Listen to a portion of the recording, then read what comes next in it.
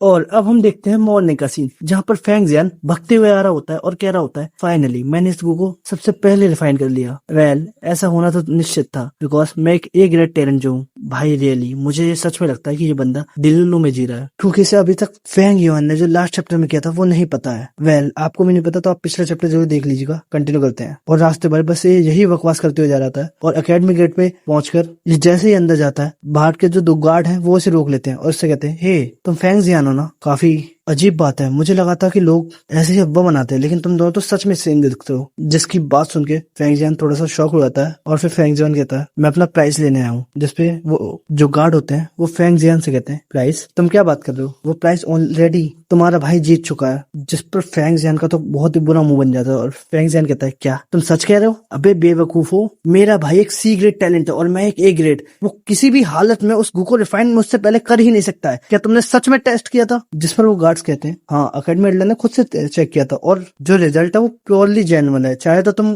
Gate पे देख सकते हो। और जैसे ही फेंग जियान उस गेट पे उस रिजल्ट को देखने जाता है, वो देख के प्रॉपर ही शॉक हो जाता है, और वो अपने मन में सोचता है, क्यों, आखिर क्यों? मुझे लगा था मैंने उस खाई को पार कर दिया है, लेकिन ऐसा नहीं है, वो खाई और बड़ी होती जा रही है। इसके अलावा वो एक बार मोबाइल या जीचैन होता तो मैं एक पल को सहन कर लेता, लेकिन आखिरकार वो उसे ही क्यों होना था? क्या बकवास किस्मत है मेरी, सिर्फ ग्रेड में नंबर 1 होने का क्या फायदा? क्या हेवन ने बचपन से ही मेरे डेस्टिनी में पीछे रहना ही लिखा है? आखिर वो हमेशा मुझसे आगे कैसे निकल जाता है? नाउ फेंग जियान का पूरा ही माथा सटक चुका है, और हम आते हैं मो फैमिली पे, जहाँ पे एक सर्वेंट मो फैमिली के हेड को आके बताता है कि यंग मास्टर ने सुना है कि उनके क्लास के सी ग्रेड टैलेंट ने सबसे पहले अपने फाइटर गो को रिफाइन किया है, और वो इससे काफी निराश भी है। यहाँ तक कि वो ये बोल रहे थे कि अगर फेंग जियान ये करता तो उन्हें कोई प्रॉब्लम नहीं होती, बट सबसे पहले क्लास में फाइटर गो को रिफाइन एक थर्ड क्लास टैलेंट ने किया है, जिससे उन्हें और भी शर्म आ रही है। और फिर यहाँ मो फैमिली के हेड कहते हैं, वो जो कर रहा है ये बस बकवासें हैं। एक गो मास्टर हमेशा ही काफी सारी कठिनाइयों का सामना करता है, और अगर वो इतनी छोटी सी बात को भी सह नहीं सकता तो आगे चल के वो मो फैमिली को कैसे लीड करेगा? उसे इस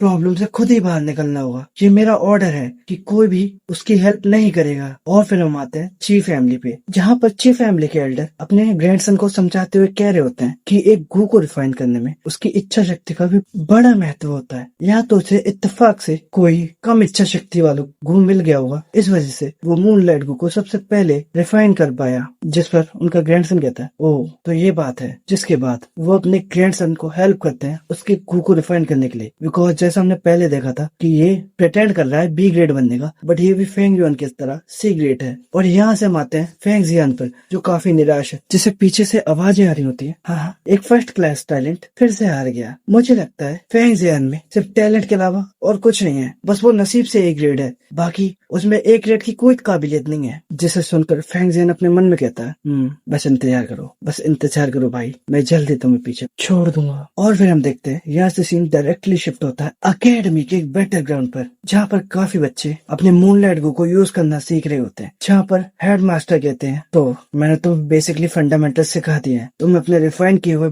वाइटल गो को समन करना है, फिर उसमें अपनी प्राइमरी एसेंस के साथ भरकर अटैक करना है। यहाँ पे एक रैंक बनकर स्केयरक्रो है, 3 दिन के अंदर जो भी सबसे बेहतरीन निशाना लगाएगा और सबसे बेहतरीन तरीके से अपने मूनलाइट गो का इस्तेमाल करेगा, उसे 10 प्राइमरी स्टोन दिए जाएंगे। और इस लालच में काफी बच्चे यहाँ पे प्रैक्टिस भी कर रहे होते हैं। और तभी हमारी नजर पड़ती है फेंग जियान पर, जिसका ध्यान अचानक से एक जगह पे गया होता है, और वो देखता है किसी ने मूनलाइट गो से स्कैरक्रो पे एक परफेक्ट हिट किया है। जिसे देख के फेंग जियान मन में कहता है, नहीं, ये फिर से नहीं। और फिर वो फेंग युआन की तरफ देखता है, और फेंग युआन अटैकिंग पोस्ट में ही खड़ा था। सो ये वीडियो को यहीं तक रखते हैं। इसके अलावा मैंने कुछ नया ट्राई किया है, तो आप बताना आपको ये कैसा लगा, और चैनल पे न्यू हो तो सब्सक्राइब कर सकते हो। वैसे इस टाइम आप सबके सपोर्ट की काफी जरूरत है, बिकॉज स्ट्राइक इश्यू चल रहा है। सो मिलते हैं चैप्टर 19 के साथ, तब तक के लिए सायोनारा।